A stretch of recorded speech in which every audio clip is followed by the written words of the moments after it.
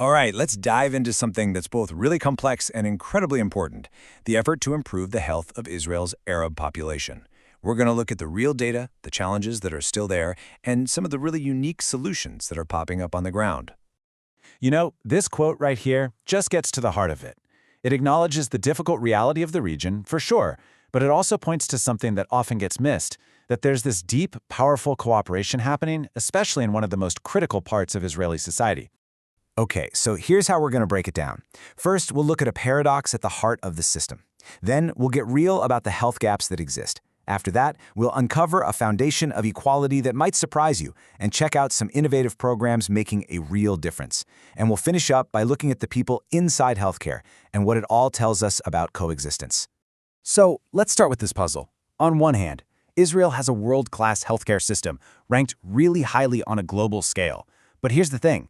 Just like in a lot of other advanced countries, it struggles with some major health gaps between different groups. And it's not just between Jewish and Arab citizens. You also see these disparities between rich and poor, and between people living in the center of the country versus those out on the periphery. You can't fix a problem if you don't really understand it, right? So before we can even talk about solutions, we've got to look at the hard numbers and see what the reality of these health gaps between Jewish and Arab citizens actually looks like. So think about this for a second. According to Dr. Donna Zwas at Hadassah Medical Center, Arab women in Jerusalem have a mortality rate from heart disease that is 60% higher than for Jewish women. 60%. That one number really shows you that these are life and death issues we're talking about. And these health challenges, well, they often start really young. This data, which comes from Dr. Noor Abdul Hadi Shakir at the Ministry of Health, shows a pretty big gap even among kids in the 7th grade. The combined rate of overweight and obesity is 43% in Arab society compared to 32% in Jewish society. And it's not just one thing either. The list is pretty long. You see significant gaps in a whole bunch of areas. Things like infant mortality, deaths from diabetes, higher smoking rates, lower physical activity. It all points to a big systemic problem that needs a systemic solution. Okay, so we've seen the gaps. The big question is, where do you even start to fix this? Well, it all begins with a core principle built right into the Israeli system, a policy that was literally designed to give everyone equal access. This is the bedrock of the whole system, Israel's national health insurance. And what that means, in simple terms, is that every single citizen, whether they're Arab or Jewish, has health insurance. They all get access to a wide range of medical services.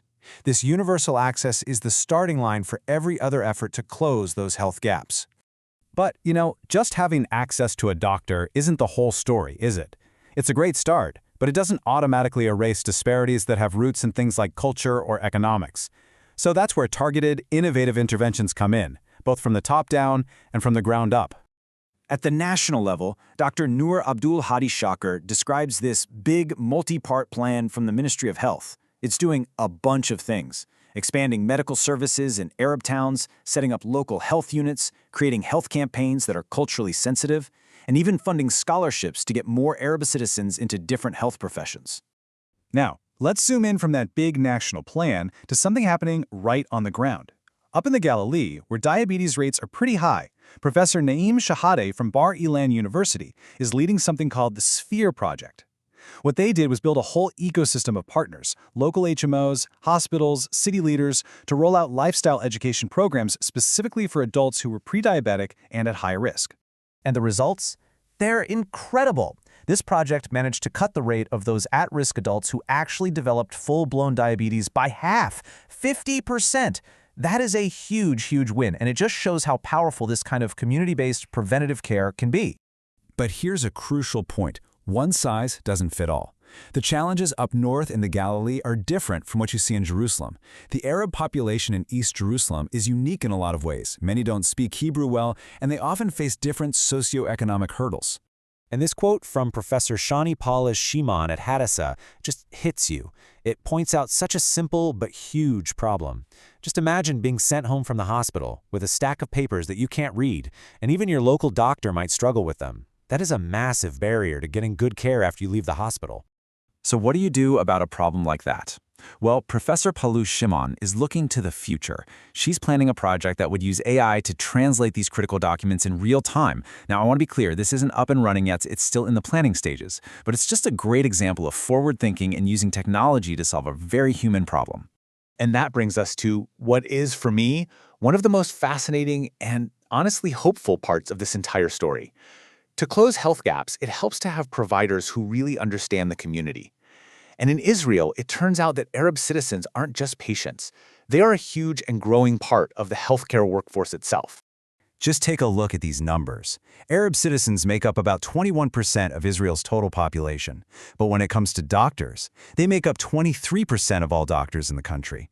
This shows that the medical profession is a field where they are well represented, a real pillar of the system. And this really stands out when you put it next to other fields. For example, Aredic citizens make up just 8% of lawyers. But get this, they're over a quarter of all nurses and nearly half, almost 50%, of all pharmacists. It's clear that healthcare has become this incredible pathway for social and economic mobility and a powerful bridge for integration.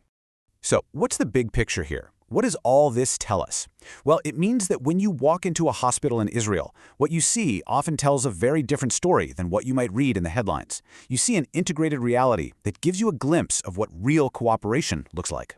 And this quote from Professor Palut Shimon, it just says it all, doesn't it? She calls the healthcare system a microcosm of coexistence. It's a place where people from every background are working side by side, taking care of each other. It's a system that is actively trying to be better, to close gaps and promote fairness. That's a powerful statement. And that leaves us with this final thought. We've seen that real challenges absolutely remain, and it's going to take constant work to address them, no doubt about it. But when you look at the deep, daily cooperation that happens between Arabs and Jews inside the healthcare system, as colleagues, as doctors and patients, it makes you wonder, how can this incredibly successful model of cooperation inspire the same thing in other parts of society too?